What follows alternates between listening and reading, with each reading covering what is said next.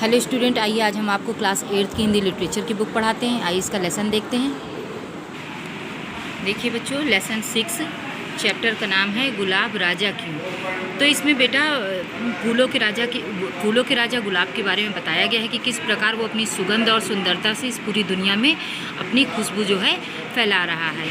तो आइए अब देखते हैं। कहा जाता है हजारों साल पहले की बात है जब संसार के सभी फूलों का रंग सफ़ेद होता था, यानी उनका कोई रंग नहीं होता था। अपने चारों ओर सफ़ेद फूलों को देखकर ब्रह्मा जी ने सोचा क्यों न सुंदर सुंदर रंगों वाले फूल बनाऊं, अपने चारों ओर की प्राकृतिक छटा को अनूठा का रूप दे दूं। मतलब ब्रह्मा जी ने ये सोचा कि इतने जो सिर्फ सफ़ेद रंग के गुलाब के फूलों की वजह से यहाँ की सुंदरता जो है पता नहीं चल पा रही, तो क्यों ना हो इन फूलों में रंग भर दूं तो यहाँ की छटा ही बदल जाए। इस विचार के आते ही वह रंग रूप सोचने लगे, और ऐसा सोचने के बाद ही वो जो है उन फूलों के बारे में सोचने लगे कि किस प्रकार का इनको जो है रंग और रूप दिया जाए।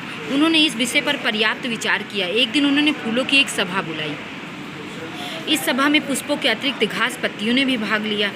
कहते हैं कश्मीर की हसीन वादियों में दूर दूर तक फैली केसर की क्यारियों में सभा प्रारंभ हुई, यानी कि जो सभा लगनी थी ब्रह्मा जी की, वो जो है वहाँ पर शुरू हो गई।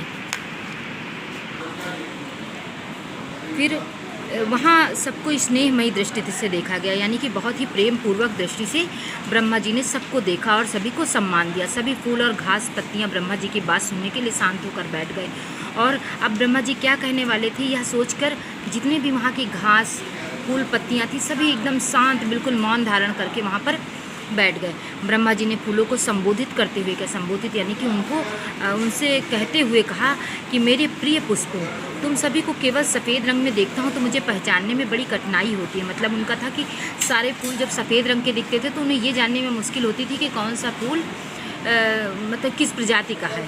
ठीक है, गेंदा बोला, हे प्रभु, हमें भी बड़ी परेशानी होती है। तो आइए बच्चों इससे पेज पलटते हैं। गेंदा ने कहा कि हाँ, मुझे भी इस बात की बड़ी परेशानी होती कि मैं किस प्रकार के इन फूलों को पुकारूं। हाँ, इस बैठक में आपको अपनी पसंद के अनुसार रंग दिए जाएंगे। फिर ब्रह्मा ने उन फूलों से कहा कि हाँ, अब जो आपका पसंद होगा, जो पसंद के आपके रंग होंगे उन्हीं के अनुसार आपको नाम दिया जाएगा। ऐसा करने से सबकी अलग अलग पहचान भी हो जाएगी, यानी कि तुम सबको अलग अलग पहचान मिलेगी, किसकी किस नाम से किसको पुकारा जाएगा। तुम्हें भी अच्छा लगेगा सुनकर कि हमारा भी एक नाम है।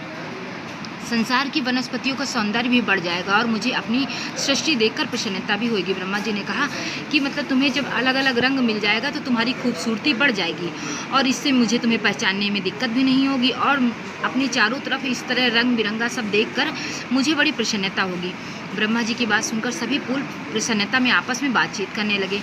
उन्होंने कहा, भगवान, सबसे पहले आपके आसन का रंग बदलना चाहिए। तो उन फूलों ने सबसे पहले ब्रह्मा जी को ये राय दिया कि जिस आसन पर वो बैठते हैं, यानी कि वो भी तो एक गुलाब का फूल है, तो ब्रह्मा जी जिस पर बैठते हैं, तो उन फूलों की पहले यह इच्छा हो कि सबसे पहले इसी फूल का रंग बदलना चाहिए, तभी हमें रंगों का पता चलेगा। इतने में गुलाब भी दौड़ता हुआ वहाँ पहुँच गया और